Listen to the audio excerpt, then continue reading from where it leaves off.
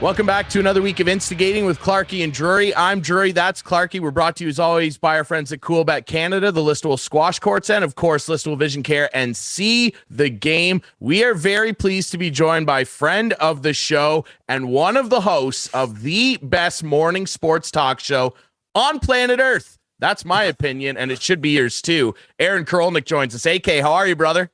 Fellas, I'm doing fantastic, and my tires were already inflated, but if they get pumped anymore, Ryan, I mean, they might burst. I love it, though. I mean, I appreciate it, and great to be back on with you guys, as always. We appreciate it, my friend. Don't worry, your head will fit through the door later. You'll be fine.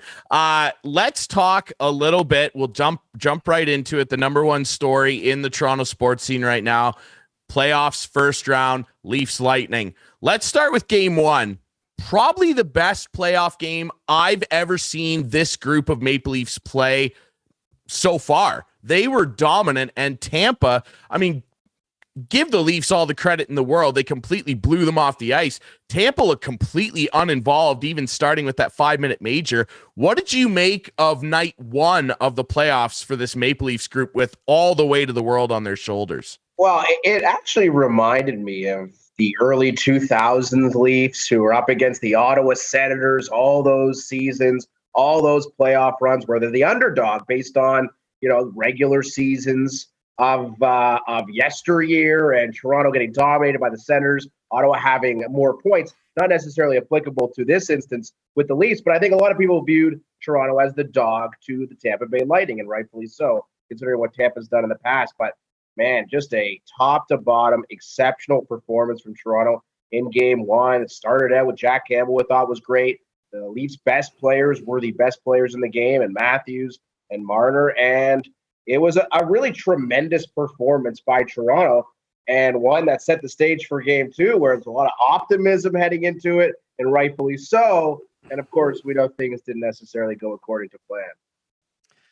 You mentioned the best players were the best players, and one in particular, I'm sporting the jersey today, and as Ryan knows, I had this guy traded about 10 times during the year. Mitch Marner showed up. Mitch Marner scored a goal. What kind of weight lifted off his shoulder in that game was tremendous, but he's got to keep it going, because if this team is going to win, he's got to be their second best player. Clarkie, I can't even fathom the pressure, both internal and external, that Mitch Marner deals with. The guy makes $10.9 million. He's a Toronto kid. He understands how important the Leafs are to this city, to the fan base, to the media. And, I mean, the way he has played in these playoffs to this point, he is earning every single penny, and he's also earning the removal of the reputation as a guy who struggles in the playoffs. 18 games prior to game one, where he went without a goal in the Stanley Cup postseason. And he's been great. He's been as good as you could possibly hope for. And if that continues, and I see no reason why it won't, because in my view, Mitch Marner is a very different player today than he was last year, 2 years ago, 3 years ago. He has a goal scorer's mentality. And that completely, fundamentally changes the way opposing defenses need to adjust for him, and the way he handles himself, and the way he has confidence in himself. If you're Mitch Marner right now, you need to be feeling on top of the world. He certainly. Oh, very good. And his grandma was there last night to watch. And his grandma was there. Does it get any better than that? One guy who the fans are sort of on now after game two, I think can take the heat a little bit more than Mitch could, and hopefully will break out of it. But John Tavares, the captain, Ryan and I have talked about John and is he worth the money they're paying him? But what do you think is a suitable expectation for John Tavares in this series and in the playoffs? Okay, so John Tavares is not worth $11 million a year. He would tell you that, in a moment of honesty. Sheldon Keefe would tell you that. Kyle Dubas would tell you that. But that doesn't really change anything, because he signed that contract in a position of strength, a position of leverage, where there are other teams offering him $13 million a year, $13.5 million a year. He chose to come to the Toronto Maple Leafs for $11 million a year. So I don't think there's really any point in relitigating or trying to analyze whether or not he makes either his salary is commensurate with his production, because it's not. I mean, he's not a number one centerman in the National Hockey League right now, but he is a really quality number two. He's been a point-a-game player in the regular season. That being said, to this point, through 2 games in the Stanley Cup playoffs, he has not been very good. He picked up an assist on that power play goal that Austin Matthews scored to make it 3-1 in Game 1. But I would argue he's been pretty average 5-on-5, and I think he needs to be better. I think he can be better. Yep. And I think it's very likely heading in to the later games in this postseason run that you'll see Tavares and Nylander reunited. And I think that could really provide positive dividends for both of those guys, because I think they have worked well together, and I think they will again. Yeah. He's one of those guys where, you know, the criticism of him and the holes, if you will, that are in his game are not new. And, you know, your compatriots over at TSN 1050 on Overdrive were talking a bit about it today as we record this on Thursday. And, you know, O-Dog, who scored quite a few goals in the NHL, was basically saying, look, like the blueprint for this guy hasn't changed. He's made a lot of hay in and around the net. And that's where he made hay in junior and in minor midget before that, when he was a highly touted scorer. He scores a lot of goals from within 15 feet. He's not a good skater. He never has been. He's improved his skating a lot with the likes of Barb Underhill helping him out stay competitive in the NHL. But like, guess what, everybody? It's not getting better. Like, this guy's not getting faster. It's only going to deteriorate more and more. And one thing that I noticed that he has not done yet is really get into that interior area. And it's something really all the Leafs, other than Michael Bunting at times, didn't do at all in Game 2. And beyond that, and talking about Tavares and everybody who's a star there that's not contributing, Nylander's had a tough start too, some sushi issues. I want to get your opinion just on the discipline issues. And Wayne Simmons took a lot on his shoulders in the post-game interviews. Sheldon Keefe addressed it as well. There were just a lot of penalties in that game that the Leafs didn't take in Game 1 that they did in Game 2 that just simply can't happen. They got themselves in a lot of trouble, and they brought that Tampa power play to life, and that was a problem, eh? Well, that is the biggest problem that Toronto can face in this series. But I think at 5-on-5 play, the Leafs are just as good, if not better, than Tampa Bay. I think you could probably make the argument that the power play is a similar idea. But, I mean, Tampa's power play, if you look at it in the month of April, was operating at over 40%. It was piping hot down the stretch. And if you give Kucherov and Hedman and Point and Stamkos 7 opportunities, you aren't winning any hockey games. That is a straight up fact. Maybe 1 in a million, but it's going to be very, very rare. So I'm certain the Leafs have learned from this Game 2 mistake, the lack of discipline, Wayne Simmons addressing it, and rightfully so. I thought Wayne Simmons took 2 really stupid penalties. And they also coincide with the Kyle Clifford 5-minute major in Game 1 that could have very well been a huge turning point in the series if, I don't know what the hell was going on with Tampa in Game 1 and their power play and basically the entire team and the way the Leafs were able to manhandle their power play with their penalty kill. But discipline has been a big story. It didn't burn them in Game 1 like it could have. It did burn them in Game 2. So we'll see what type of adjustments they make for Game 3. But I also want to say there's a reason that the Leafs are causing all these penalties for themselves, and it's because they're trying to be aggressive. I think the home crowd has a lot to do with it. It's been an amazing crowd so far. There's a lot of passion in the building, a lot of energy, and sometimes when you have that unbridled energy, it can lead to unintended consequences. And I think in Game 2, unintended or not, you need to be more disciplined than the Leafs were. So you mentioned see if we'll have changes next game. So Clifford is eligible to come back into it. Spezza's sitting on the sidelines. I'd like to see Spezza and Clifford in, and maybe Blackwell and Simmons out. What do you think will happen next game? It's a real fascinating situation for Sheldon Keefe, because he talked after Game 1 the importance of Clifford and the physicality that he provides the Toronto Maple Leafs, and the same goes for Wayne Simmons. I do kind of have this inkling that we could see Jason Spezza.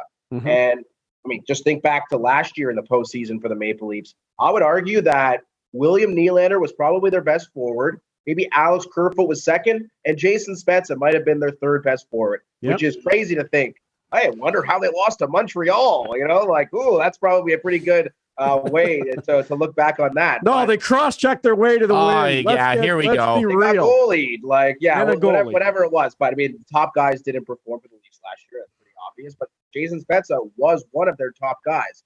That being said, it's an interesting scenario for Keefe because Tampa's fourth line provides so much grit and tenacity, experience. Pat Maroon, Corey Perry, Pierre-Edouard Bellemare. I mean, these are guys that can really stir it up and mix it up. So if you want to take out Simmons or you want to take out a Clifford, keep Kasha on the fourth line, and you add Spezza in there, all of a sudden you have more of a skill-oriented fourth line as opposed to maybe the physicality that Sheldon Keefe is looking from that position. My guess would be you bring Clifford back, and maybe Andre Kasha takes a seat. That's something that Carlo mentioned this morning. And that Kasha, great player, no doubt, not a fourth-line player. He's a guy who needs to play up in your lineup in more offensive roles.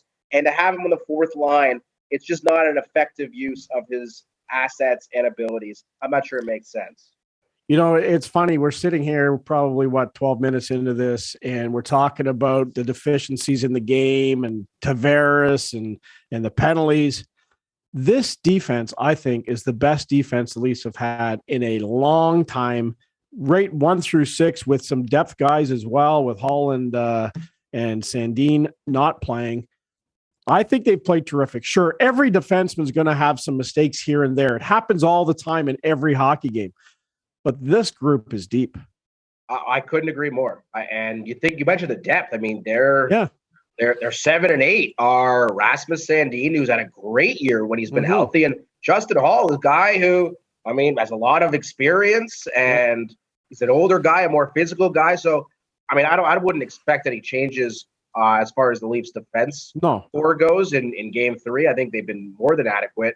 It's just one of those things where they just took too many penalties in game 2, and that was the death knell there. But I have been so impressed with the way they built this D. And Mark Giordano has been a gift from God for the Toronto Maple Leafs so far since being acquired before the trade deadline. And he's a guy, I mean, this year for sure, I mean, a huge part of this team. Wouldn't surprise me at all if he's a big part of this team next year as well.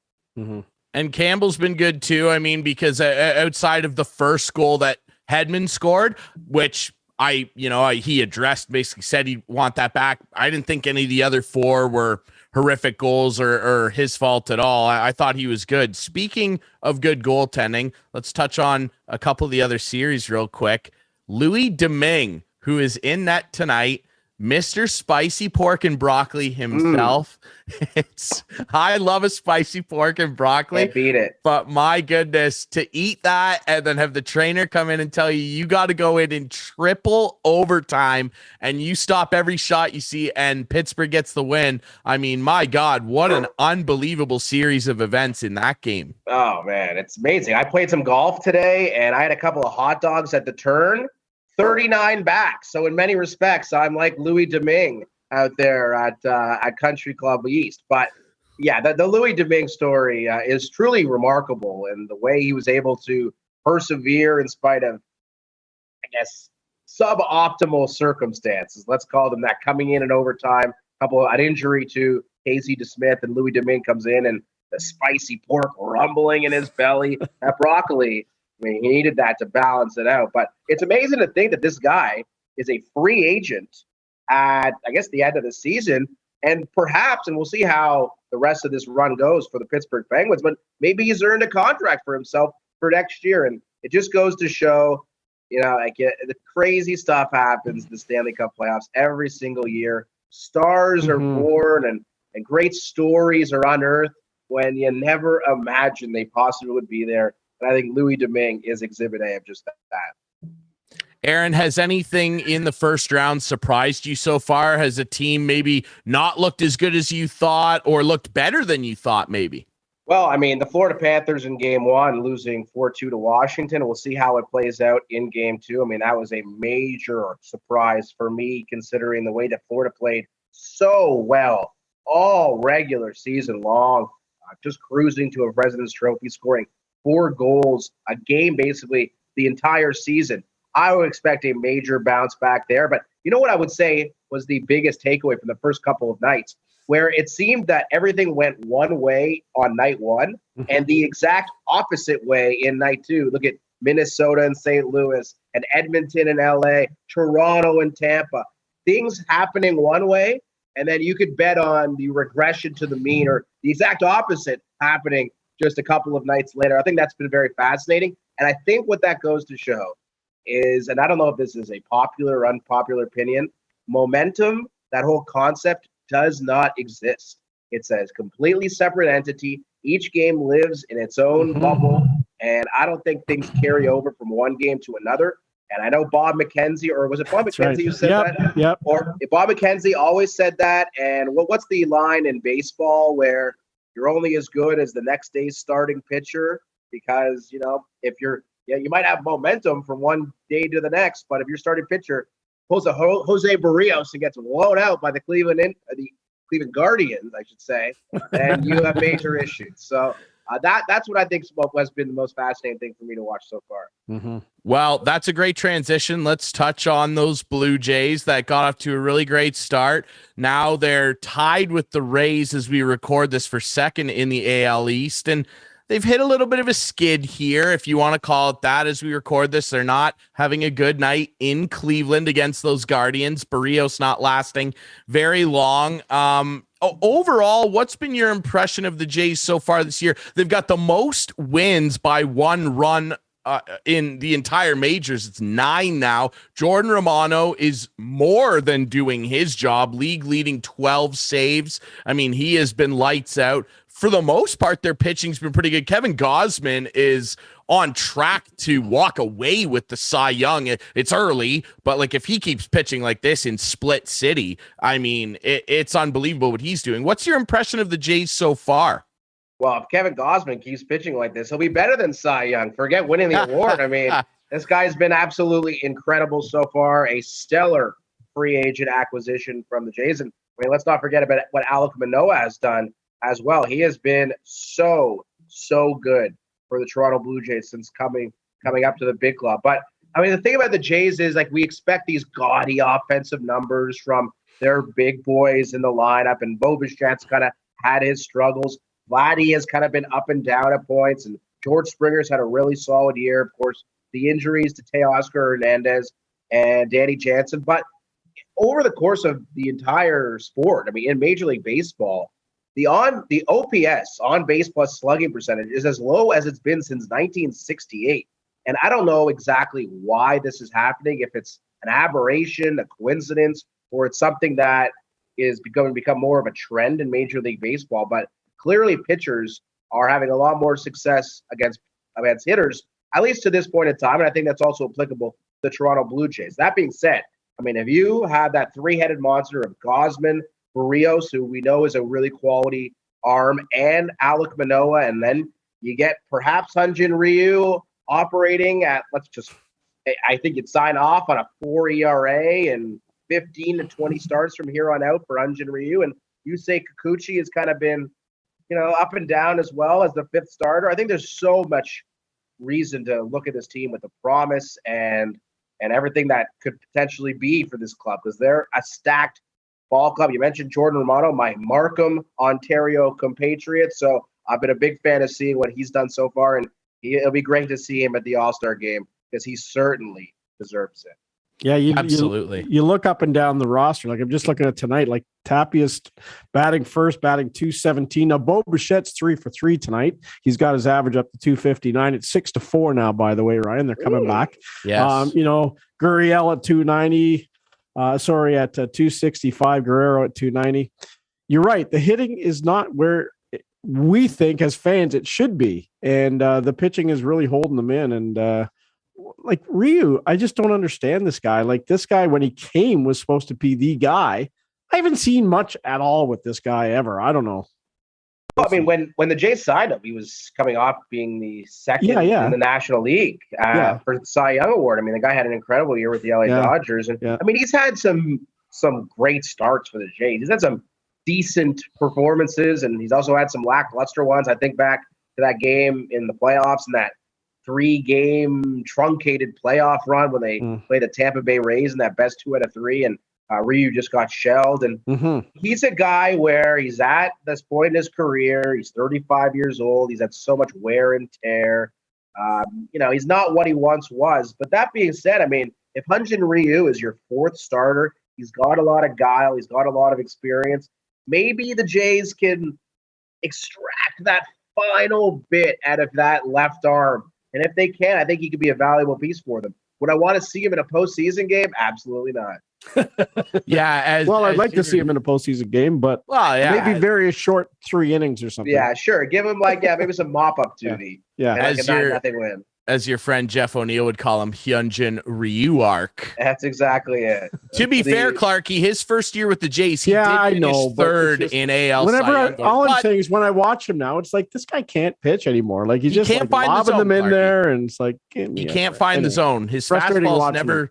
Yeah, Robbie Ray's not exactly had off to a good start either. He's not off to that great of a start, but it's and 2,000 fans in Oakland the other night, Ryan. 2,000 fans. That's pretty good. That's like I don't want to Coyotes game. I don't need to talk about the Oakland A's because I'm going to waste Aaron's time. I want to touch on what was a great moment the other night that we saw at Rogers Center. AKM, everybody's seen it now with the Blue Jays fan and the young Yankees fan with the Judge shirt on. Producer Adam, I don't know if you've got the video there. It was so cool. I don't know how you missed this if you didn't see it. Judge just hit a moonshot, and a Blue Jays fan caught it. He gave it right to this little kid with the Judge shirt on. And then the next day, Judge brought them both down, got to meet them. The Jays gave him, some signed jerseys. The kid got to meet his favorite player. I mean, that's what sports is all about, eh? Oh, it was such a class moment by the Toronto Blue Jays for orchestrating the whole thing. And you had the kid, you had the other guy who gave the ball to the kid, and you set it up with Aaron Judge. It really was such a heartwarming moment. And you're right. And that's, like, I even think back to being a kid myself. I was such a huge Leafs fan in like the late 90s, early 2000s. Matt Sundin and Darcy Tucker, Steve Thomas. And the idea of me meeting any of those guys when I was 9 years old, like that kid was, I mean, I'd probably be bawling my eyes out as well and grabbing onto Aaron Judge's massive 6'7" frame as close as I could. How about you guys? So going back to like your childhood, is there one athlete that you think back and like you would have been starstruck, you would have been crying if you had the opportunity to meet? Parky? The first athlete I ever met, I played in a Northern Etobicoke church hockey league. I was like, I must have been about 8 or 9 years old. And Mike Pollock from the Toronto Maple Leafs came, and I'll never forget it. And I met Mike afterwards when I was working for the Leafs, but not that I was like wanting to meet Mike Pollock. He was just the guy who showed up, right? I don't know.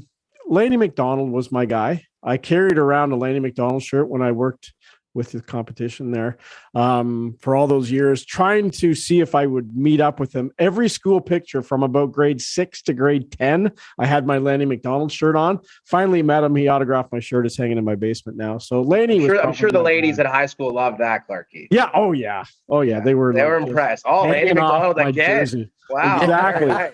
Exactly. There's some good shots though, man. There's some real good shots.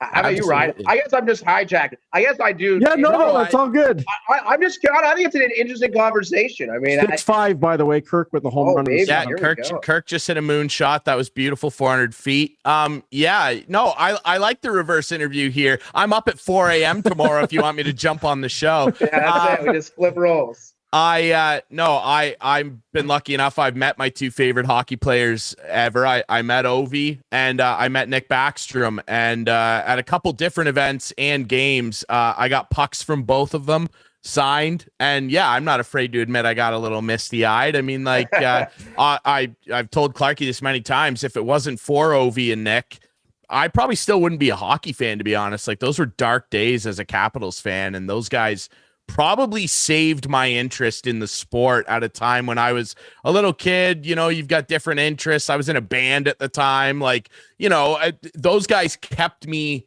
involved in the game, and that, that's special. And you remember that stuff forever. Yeah, there's always so much you could think back to Dennis Maruk and Peter Bondra, right? I mean, Steve Konowalchuk. Yeah, exactly. Ole Olaf Kolzig. Kolzig, so. That's right. Godzilla. Come on, man. You know, we had a couple of okay players. Secretary of Defense back in the day. Let's go. AK, we really appreciate your time. We know you got a jet. We really appreciate this. You can listen to First Up Monday through Friday on TSN 1050 in the morning from 6 to 10. I've been getting up early this week working mornings. It's great to have you guys come. At a radio station, and he's listening to you guys. There you go. That is true commitment and dedication. We appreciate it. Thank you. It is commitment. You and Coco are the best. It's the best sports talk radio show to get you started at the start of the day. Follow Aaron on Twitter at Aaron_Korolnek. AK, we appreciate this as always, brother. Thanks so much. Thank you for having me, boys. Always great to be with you. All right, we'll take a quick break. When we come back, we're going to chat with Mitchell Hawks GM and President Josh Kiel on a really successful season for the Hawks that unfortunately came to an end in the playoffs against the Stayner Siskins. We'll talk with Josh next here on Instigating.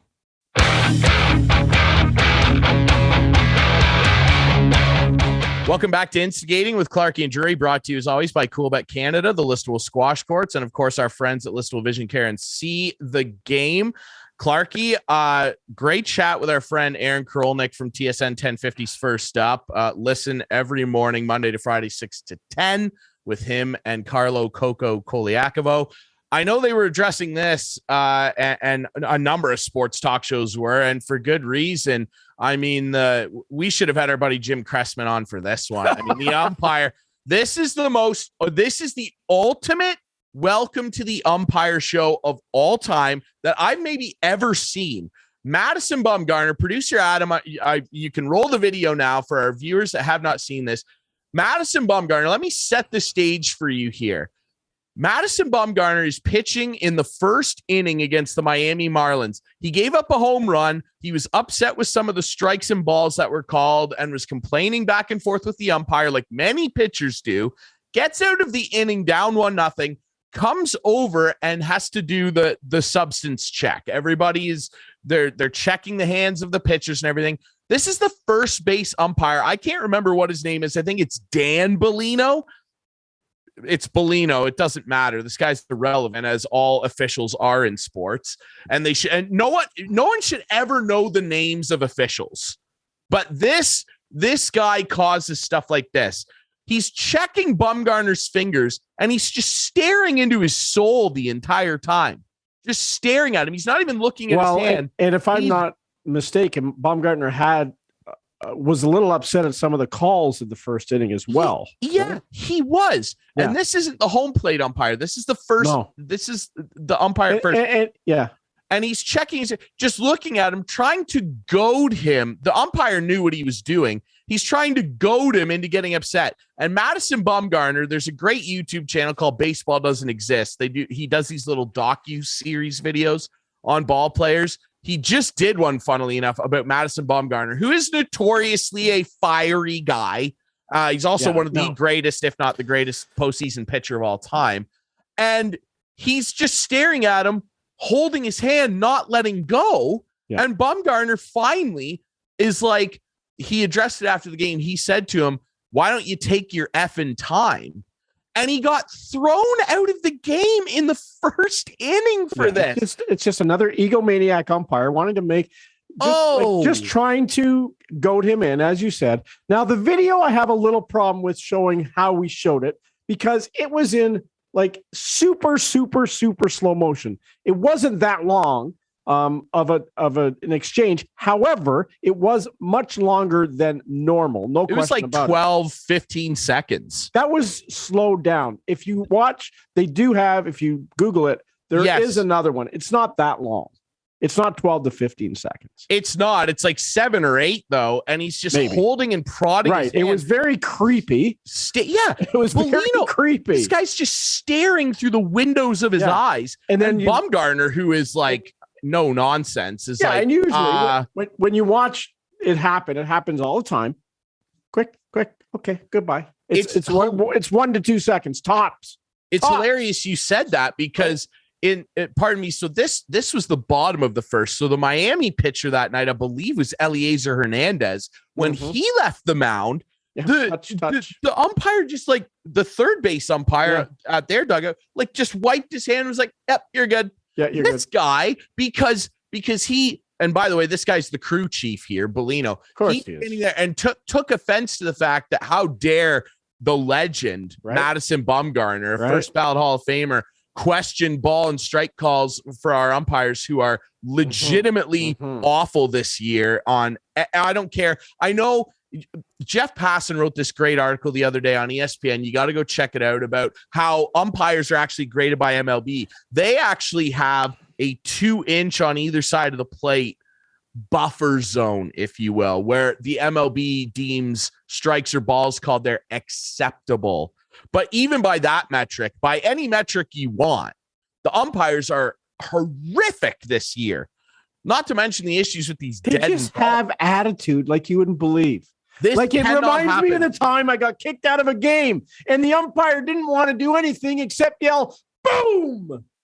That's what he yelled when I got kicked out of the game. He goes, "You're out of here." Boom. That's so lame. Are you kidding me? So lame. These guys are such heroes. Like I said earlier, just to close this real quick before we get our friend Josh Kiel, the Mitchell Hawks, on.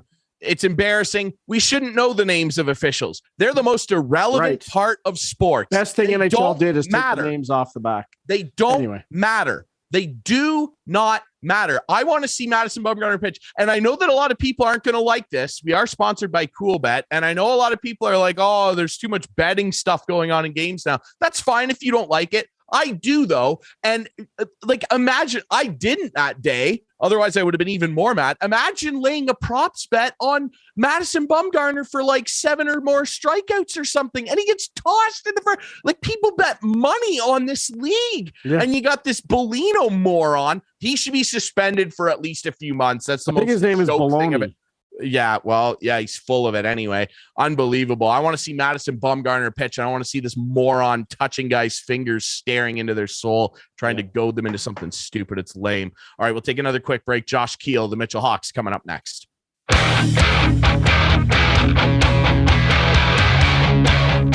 Welcome back to Instigating with Clarkie and Drury, brought to you by Coolbet Canada, the Listowel Squash Courts, Listowel Vision Care, and See the Game. We have a new one, right? We have a new sponsor, Ryan. We do, as we're joined by our friend Josh Kiel, the general manager and president of the Mitchell Hawks. We do have a new sponsor, of course. Let's not forget Hanover Raceway. The season gets started the first weekend of June. Don't miss all the excitement of live harness racing every Saturday from June 4th to September 17th. Post time always at 1:30. Bring the family and come have a great time enjoying the sights and sounds. We bet you'll love it. Visit them at hanoverraceway.com for details on their upcoming events. So exciting times here at the show, and we're very excited to be joined by a guy who was at the helm of a team that had a very exciting season that unfortunately came to an end this past Tuesday. Mr. Josh Kiel of the Mitchell Hawks. Keeler, how are you, my friend? I'm doing great. At the end of the day, it was a tough series loss in Stayner, but if you would have told me at the start of the year that we'd be playing hockey into May, then I'd probably call you a liar. So very fortunate to be where we are and very proud of the group that I managed this year. Well, you should be, because, the Mitchell Hawks for the first time ever became Pollock Division champs, a hard-fought series. Really, you could almost say like a season-long series, because you guys in the Hanover Barons went knuckle to knuckle from puck drop game one. It was an incredible race to first. They clinched it in the final game against you guys before a couple more games to end the regular season. They got the bye, but then you guys go to the final against them and had just an all-time war. It was unbelievable to watch, culminated by a Game 7 smackdown in Hanover to the behest of a lot of upset Barons fans that packed the barn that night. An 8-0 stomp down. It was something else. You guys took that title in emphatic fashion. Let's start there. Just your impressions of putting this team together after 2 really weird years for everybody, and then seeing them go out and do that. An incredible accomplishment for the Mitchell Hawks. Oh, it's a phenomenal accomplishment. And that was our goal right from the get-go. I spent 2 years building this hockey team as a first year GM. And I think having that COVID year was a blessing for myself to really learn the ins and outs of the league, how to recruit, how to manage a hockey program. It's not an easy task, and I was thrown into the wolves, and we came out fighting and ended up getting to a Game 7 in the Pollock Division Championship, and these boys they knew it was at stake, and the biggest thing about building this team was the fact that it was all local kids, and like 80% of our rosters from Stratford.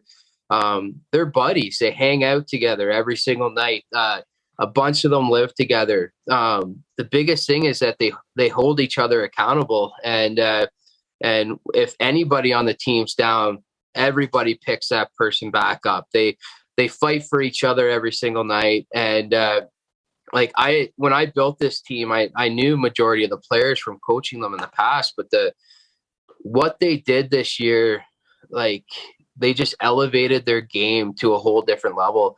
We might not have had the most skill in any of our series, but we had the fight and determination to grind out games and win those tight games. It was a full team effort from players to coaches to management, everything, to our executives. It was just a phenomenal season. You talked about the tight games, then went on to Stayner. And after the first game where you guys had a lot of sick players and didn't do too well, after that, I was at a couple of the games, and I thought they were very tight checking games that you guys were in nearly every game. I had a discussion with a guy at work who lives in the Wingham area, let's just say that, who said, I've talked to some hockey guys, and he says Mitchell wasn't in any of the games. Stayner's too big and too skilled for these guys. I'm like, well, why don't you go to the game and look? Because I was there, and I thought you guys were in every game except that first one. Is there somewhere that you could pinpoint of where maybe you were lacking in that series against Stayner? I think the biggest thing was Stayner has a lot of skill. They can move the puck well. They're fast. Every single player on the roster had an above average junior C hockey IQ. We had to fight very, very hard for every single scoring opportunity that we got. Mm-hmm. And we earned every single goal. We didn't score a whole lot of goals in the series, but every goal that we scored was due to very, very hard work. I think that was the biggest thing is they had a lot of skill, but the reason why we were in all of the games except for game 1 was the fact that our boys they never gave up. They always believed. They worked hard. They were blocking shots. They're clogging the front of the net. They were trying to make Parzy's job as easy as possible. And at the end of the day, we pounced on our opportunities, and that's how we were able to win games 2 and 3 and put some pressure on them in the series. Unfortunately, we lost 3 straight, really basically 1-goal games with the empty netters, right? So it was a good series. And the toughest part about it all is even though Stayner had a really good team, their weakest point was their goaltending, and that was the weakest goaltending that we seen all playoffs. And that just shows how good of a hockey team Stayner was. They're well coached, and we had to fight so hard for those opportunities, and we missed a lot of good opportunities, a few wide open nets. Like, this series could have changed on a dime, honestly. Like, but at the end of the day, I'm extremely proud of every single individual on our team and how hard they fought. Obviously the sickness was one thing. It was non-COVID sickness, but it just kept going through the team and kept lingering, and guys were getting knocked down. One guy would come back, another guy would go down. And then we just had some key injuries too. And the fact that we pulled up affiliates for basically the first time. Lockhart played a few games with us this year, but we had affiliates playing with us full time during that series, and they stepped up huge. That just shows how good the Mitchell U18 program was. Like they helped out huge. So that would be the pinpoint. They had a very skillful team. They did. I'll say this, like Stayner, all the credit to them. Their D-core could really skate. Yeah. Like they had guys back there that could really get on top of dump-ins and motor away and just fire a pass into the neutral zone. They were great that way. But I mean, sticking with your team, obviously, Steve Sabrin, myself, Scott Bridge, the CKNX junior hockey crew, you guys, we love covering the league and we love covering the Pollock Division. And, I don't know. I've loved covering all the teams that have done well in the division in my time there. But I think just with COVID and losing that hockey coverage for 2 seasons and then being able to go on this run with you guys and you guys being so open with us, bringing us along, letting us, be part of the journey. We all really appreciated that. And, when you spend that much time around a team as a broadcaster, you can't help but kind of get involved and root for guys. And, we had a lot of fun with you guys on the bus ride back from Hanover after the trophy win. That was an interesting bus ride. Yeah. And the guys were great. And, they all came up and we were really thrilled with all of the guys and their families, thanking us and everything. And even in Stayner, when the Game 6 loss happened, walking out of the building, Bridgie and myself, just all the guys, are crushed. Their season's over, and they all came up and shook our hands and said thanks. And you guys and the executives and Louie and the whole coaching staff, like, we really appreciated that. It was a really special group. And I went into the dressing room and talked to them after the loss, just said a quick little piece and thanks for letting us be, so close to the journey. And I was just amazed at, obviously guys were just really down after losing a game like that, but I was just amazed at how close and supportive everybody was when I walked in there. Like, everybody just saying positive things and reliving all the fun moments that they had. Like you said, just a really tight-knit group, and it really started with your leadership. And I don't know that I can say enough about all the guys that were hurt and got sick along the way, the battle level of this team. Malcolm McLeod, I mean, this kid, he had a bum shoulder pretty much the entire series. He had it going into Game 7 against Hanover. We didn't even think he was going to play. He scores a goal top shelf.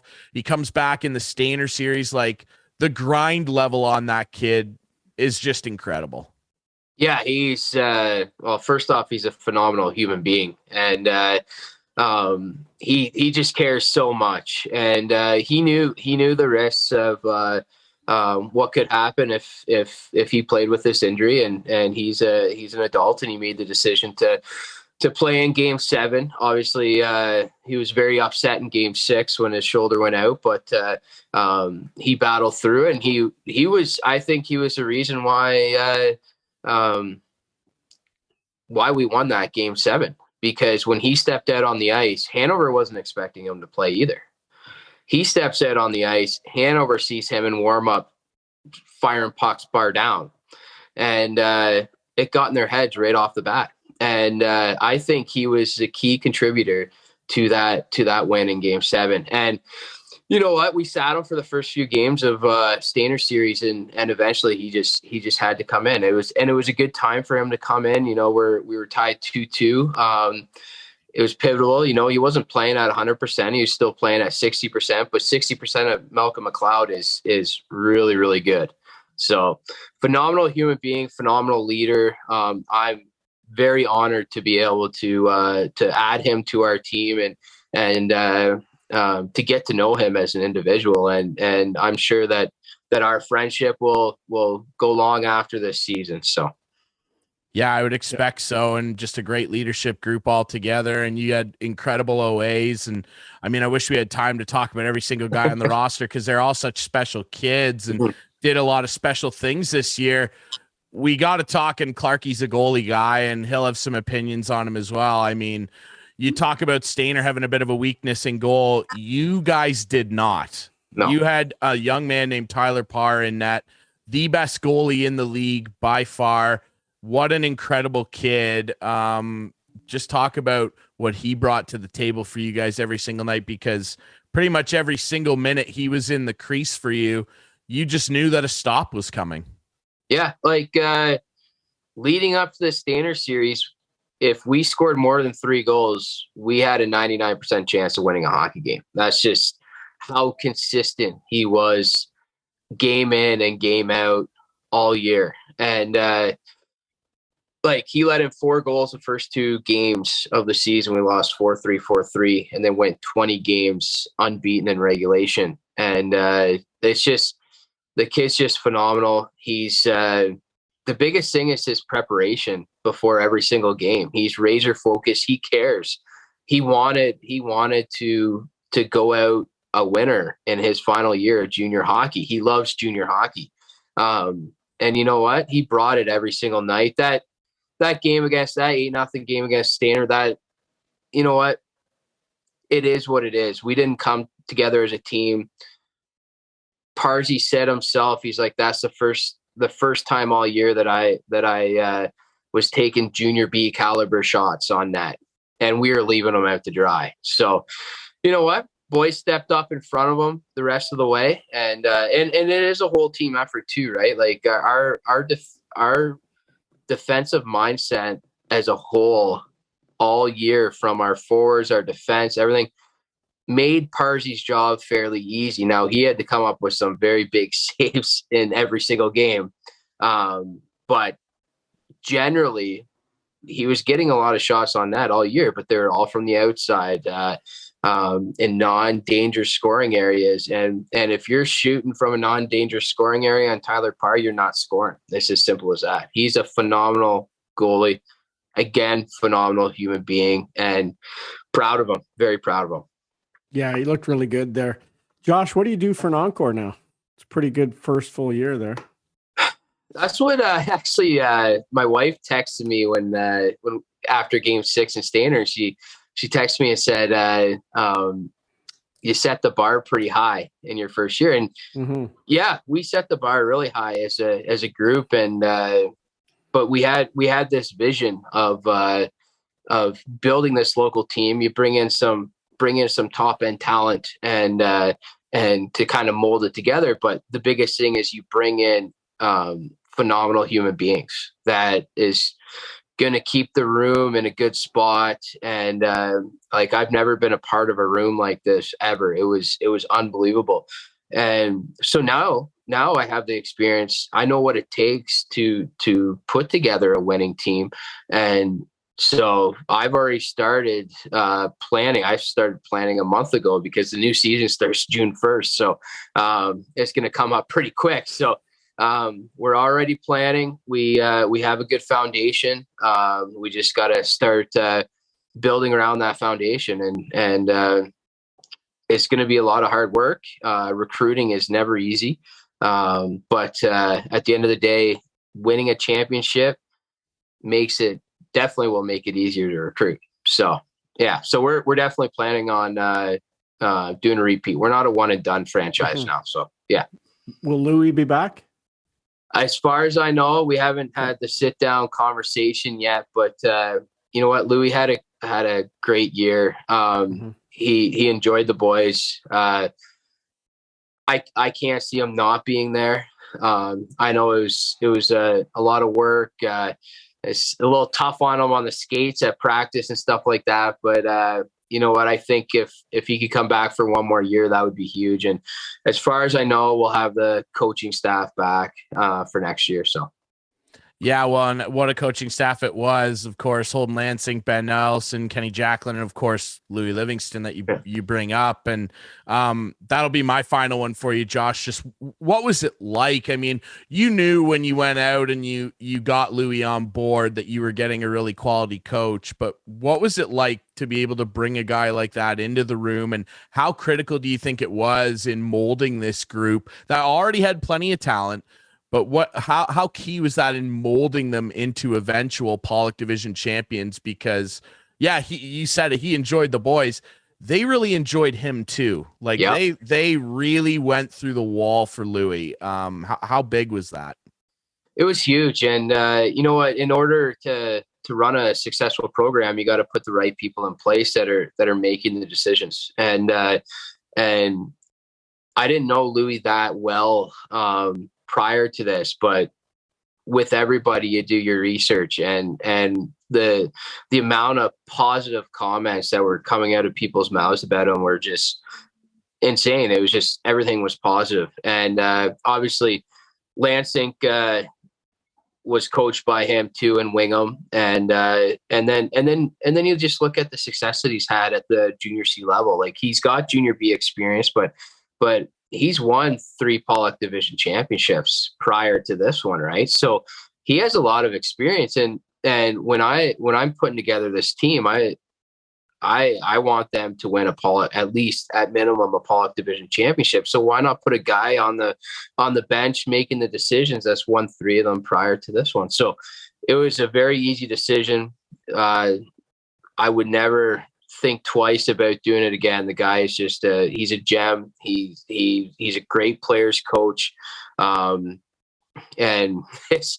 he definitely led this team. Like, he coached hard for the boys. The boys played hard for him, and I had no issues all day or all year. I let him do his thing. Never micromanaged. Never questioned any one of his decisions. I obviously made my opinions, but at the end of the day, respected what they decided, and that's what you got to do as a manager too with your coach. You got to let them go. So yeah, it was unbelievable. So. Mm-hmm. Unbelievable guy. We loved interacting with him throughout the year. He's definitely one of our favorites, and I'll definitely never forget him strapping the skates on and skating around with the Pollock Division trophy when you guys beat Hanover. Josh, congrats on a great year. Can't wait to see what you do for a sequel. It's going to be a lot of fun. Congrats to you, and if I haven't said it enough, pass it on to the guys. I mean, congrats to everybody. I mean, you guys had a heck of a season. You deserve to celebrate it.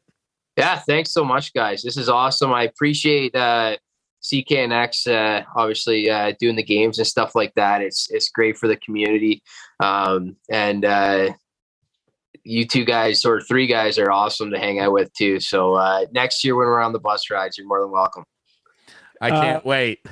Josh, before we go, yeah, Leafs Tampa. How do you see it? It's a tough one. I really not. want. Come on.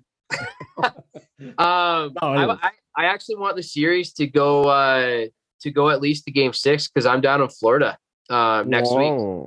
So I want to guarantee a Game 6, because I'm selfish that way. I might get the opportunity to go to a game, but nice. I think the Leafs are going to pull it off for sure. But I think it's gonna go 7, because Tampa's just got that experience, but they don't have the depth like they had the last few Stanley Cup runs. So on their 3rd and 4th lines, and the Leafs are a little deeper. So yeah. I love how you said, I think the Leafs are going to win for sure. I think they're going to win for sure. I love that. Yeah. Good optimism. I think for sure. But we need a Game 6. That's fine. I said Leafs in 5, but okay, fine. Fine. Give Josh a Game 6. He deserves it after a lot of hard work this year. He'd love to take a game in. All right, Keeler, we appreciate this, my friend. Thanks for doing this. Hey, no problem, guys. Have a good night, eh?